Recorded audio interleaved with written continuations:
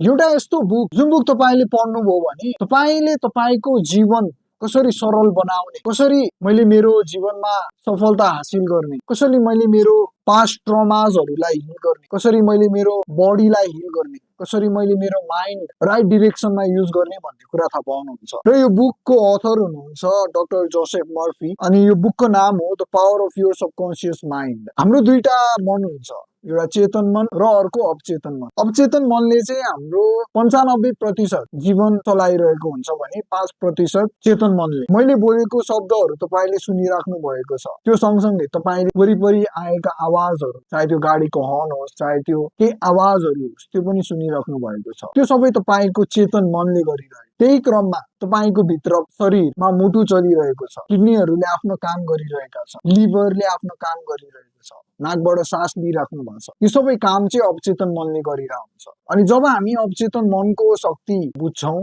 त्यसपछि हामीलाई जीवन जिउन सरल हुन्छ। त्यसकारण यदि तपाईँले यो किताब पढ्नु भएको छैन भने पढिहाल्नुहोस्, र पढ्न तपाईँलाई अल्छी लाग्छ भने यो पेजलाई फलो गरिराख्नु होला। यो पेजमा हामी यो बुकको बारेमा र हाम्रो लाइफ हामीले कसरी बेटर बनाउने र कसरी ह्याप्पी र प्रस्परस लाइफ जिउने भन्ने कुरामा हामी डिस्कस गर्छौँ।